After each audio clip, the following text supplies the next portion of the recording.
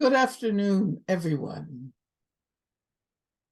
These are exciting times, and I'm so happy to be able to join you virtually because your city has generated light. Your city is showing us possible ways through the storm. Chicago has brought hope to many of us who live in urban areas throughout the country at a time when so many elected officials seem to have forgotten that their role is to save our cities and towns, as well as our rural areas, of course, for all who live in them. So let me add my congratulations to Mayor Johnson and to the organizers and activists and movements in Chicago for their sustained work and phenomenal dedication, which set the stage for progressive change and for victory in the recent mayoral election. I want to echo the comments that many others have made regarding the significance of this victory. What is currently unfolding in Chicago is important not only for your city, but for the rest of the country and the world. Chicago has a long and rich tradition, a tradition of political organizing, a tradition of political resistance. If Brandon Johnson's victory did come as a surprise to some, then they are not aware of the extent to which this victory emerged out of a deep history of progressive struggle. I'm certain that if the radical social historian Mike Davis were still with us, he would also be vigorously celebrating this victory, your victory, our victory in Chicago. Almost 20 years ago, Mike wrote a book, an amazing book, entitled Planet of Slums. And in this book, he wrote about cities around the world as a site of mass contestation over inequality, especially economic exploitation, racism, state violence. But cities are also the site of building up, of coming together, of creative, radical change. I don't need to tell you that I have been involved for well over a half century in radical efforts to end racist police violence and to free political prisoners, as well as to liberate those who have otherwise been caught in the lethal web of racist and political repression.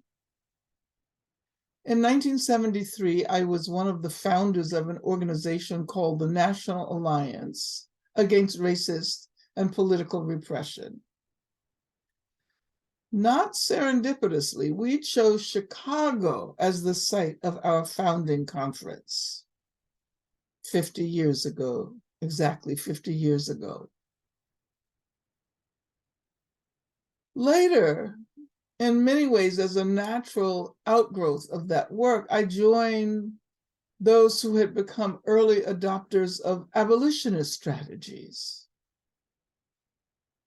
Now, of course, I'm well aware that your new mayor is not an abolitionist, but he is someone who embraces some of the principles and values associated with those of us who envision a future that does not rely primarily on methodologies of violence as the fundamental and always flawed guarantor of safety and security in our communities, our cities, our countries, and our world. I know many people voted for Brandon Johnson because he emphasizes prevention over punishment, de-escalation and restorative justice, as opposed to violence and revenge. And he emphasizes informed treatment for those experiencing mental and emotional health issues, who are, of course, always further traumatized by unnecessary contact with the police. The major thing that people often get wrong about abolition is that it is primarily about tearing down institutions. Actually, abolition is more about building and creating, experimenting with alternatives to approaches that depend primarily on state violence. The question we like to ask is not so much how to get rid of discrete institutions, but rather how to imagine, to envision, to create a new world, a new set of circumstances that will not have to rely on repressive institutions like police and prisons in order to guarantee safety and security in our communities. A set of circumstances which will allow us, when this is necessary, to engage in real harm reduction. I am familiar enough with Chicago to know about the support that the treatment, not trauma approach has received, and that this is precisely about harm reduction. I'm aware of the Bring Chicago Home movement and the Peace Book strategy, and these are both clearly about harm reduction. I know that Mayor Brandon Johnson has embraced an agenda to reimagine a city that can indeed serve those communities that are most marginalized and abandoned: queer and trans, poor and unhoused, low-wage workers, incarcerated and formerly incarcerated, those struggling with health issues, physical and mental alike. And of course, Brandon Johnson is an educator. And we know that education is his priority. He has a long history of struggling for education, especially at a time when education, like healthcare, continues to be privatized, and when accessible quality public education is under assault. So there's a great deal at stake when we consider what the Johnson mayoral administration and progressive movements in Chicago are attempting to accomplish. We who live in Oakland, where I'm located, and in cities across the country, are watching and rooting for you. We remember that this is the Chicago of the 1968 police riot. This is the Chicago where Rekia Boyd and Laquan McDonald were murdered by the police. And before that, Fred Hampton and Mark Clark. This is the city where a national scandal resulted from revelations regarding the torture and forced confessions of more than 100 Black men, overseen by Police Commander John Burge. It was in your city that a powerful movement resulted in the Chicago Reparations Ordinance for survivors of police torture. And of course, now you are forging a new tradition.